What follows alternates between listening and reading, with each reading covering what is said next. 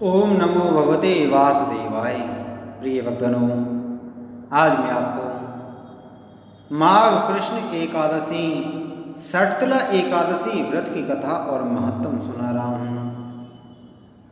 एक समय दालव ऋषि ने पुलस्त ऋषि से पूछा कि महाराज, मृत्युलोक के मनुष्य ब्रह्म हत्या आदि महान पाप करते हैं, पराये धन की चोरी और दूसरों की उन्नति को देखकर ईर्ष्या करते हैं तथा अनेक प्रकार के व्यसनों में फंसे रहते हैं, फिर भी उन्हें नरक प्राप्त नहीं होता। इसका क्या कारण है? ना जाने वे कौन सा दान पुण्य करते हैं जिससे उसके पाप नष्ट हो जाते हैं। यह सब कहा कृपा पूर्वक कहिए। पुलस्त मुनि कहने लगे कि हे महाभाग, आपने अत्यंत सुंदर प्रश्न पूछा है। इससे संसार के जीवों का कल्याण होगा। ब्रह्मा, विष्णु, रुद्र तथा इंद्र आदि भी इस गुप्त भेद को नहीं जानते, परंतु मैं आपको सुनाता हूँ।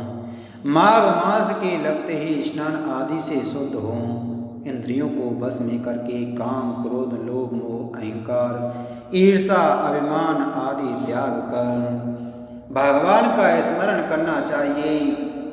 पुण्य नक्षत्र में गोबर, कपास, तिल मिलाकर उनके कंडे उपले बनाने चाहिए। उन उपलों से 108 बार हवन करना चाहिए। उस दिन मूल नक्षत्र हो, साथ ही एकादशी तिथि भी हो तो और भी श्रेष्ठ है। स्नान आदि नित्य क्रिया से निवृत्त होकर देवादिदेव श्री भगवान का पूजन और एकादशी का व्रत धारण करें। रात्रि को जागरण करना श्रेष्ठ है। उसके दूसरे दिन धूप, दीप, नैवेद्य आदि से भगवान का पूजन करके खिचड़ी का भोग लगावें।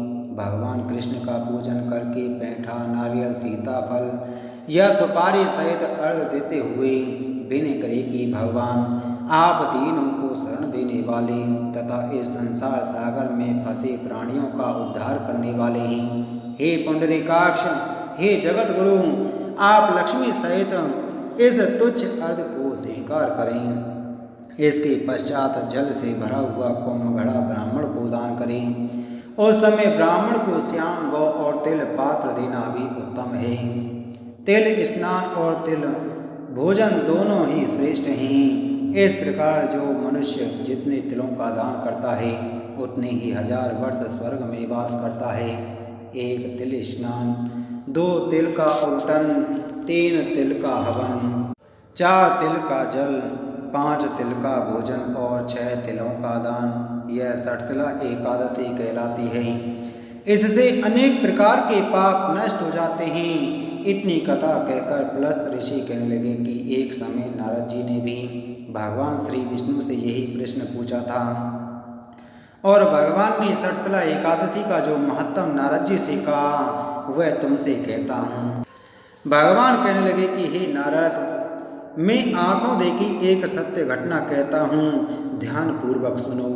प्राचीन काल में मृत्युलोक में एक ब्राह्मणी रहती थी। वह सदैव व्रत किया करती थी। एक समय वह 1 मास तक व्रत करती रही। इससे उसका शरीर अत्यंत दुर्बल हो गया।